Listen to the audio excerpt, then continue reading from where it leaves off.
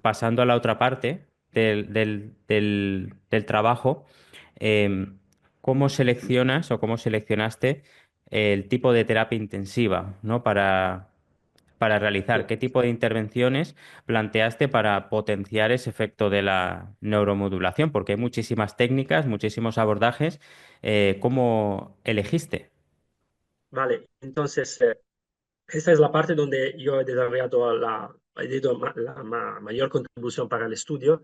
Y digamos, uno de los puntos que me salió interesantes de los case report antecedentes a nuestro protocolo era que sí, la prehabilitación invasiva era eficaz, la prehabilitación no invasiva no era eficaz, pero había también una diferencia sustancial en el tipo y en la cantidad de entrenamiento funcional asociados.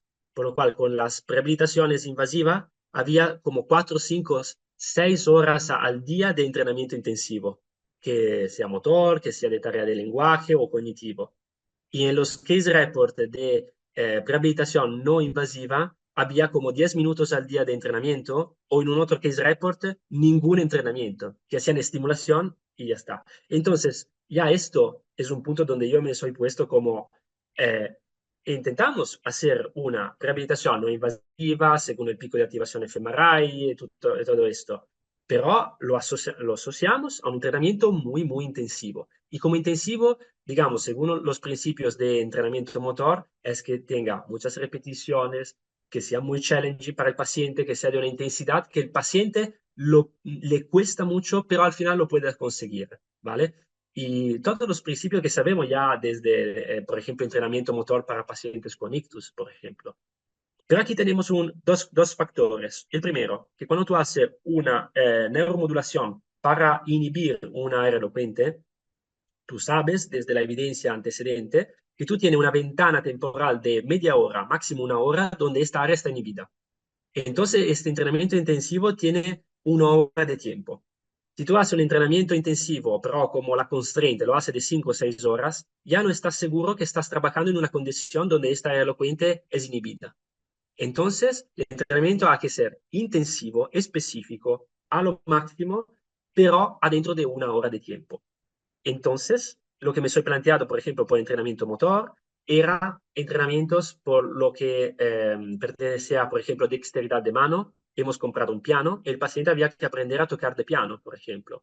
O había que aprender una tarea, por ejemplo, si montamos un juego con un Lego, es una secuencia que tú tienes que aprender.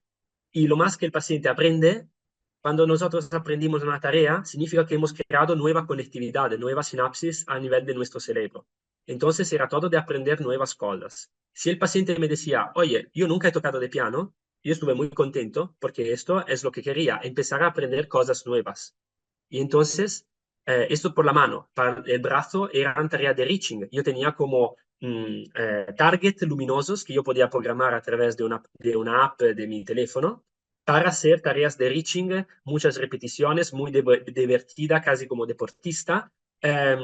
Y podía asociarla a un dual task, poner colores con reglas diferentes, que hay que tocar color rojo con la derecha, el verde con la izquierda, etc.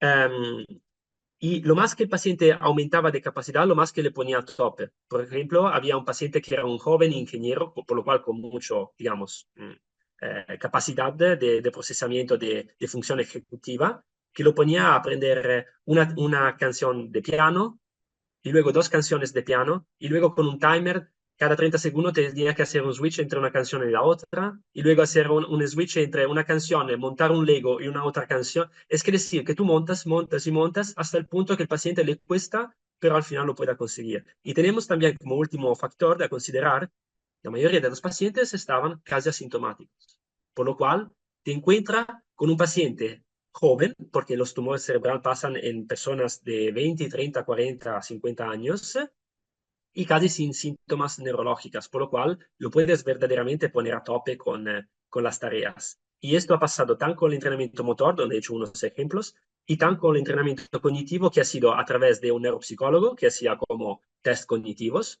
o a través de una app en internet que se llama Goodman Neuropersonal Trainer para entrenamiento cognitivo que ya estuve desarrollada hace tiempo en Goodman. Y lo último para los pacientes que tenían más posibilidades, más confianza, más tiempo, hemos hecho al final de todo un entrenamiento de High Intensity Interval Training. Al final de cada sesión, entrenamiento intensivo aeróbico, porque hay evidencia en literatura que hacer entrenamiento aeróbico después de aprender una tarea te fortalece el motor learning consolidation. Y significa que si tú aprendes más, si tú te recuerdas más el día siguiente, significa que tu sinapsis, tus nuevas conexiones se han consolidado.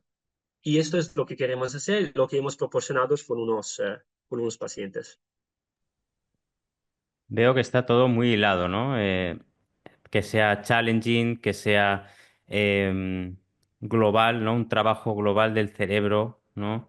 Que tenga ese componente de aprendizaje del aeróbico, del high intensity. Claro, es lo que me gustaría que los oyentes entendieran el conocimiento que hay que tener para llegar a esto, ¿no? Que igual la intervención es sencilla, pero el conocimiento que tienes que tener previamente no es sencillo, porque efectivamente Leonardo podía haber seleccionado muchas otras cosas para hacer con estas personas, ¿no? Pero eligió estas en concreto y durante esa hora intensiva, o sea que realmente muchas veces la dificultad está en la elección de lo que haces y el por qué, ¿no? Y yo creo que yo creo que está muy bien fundamentado.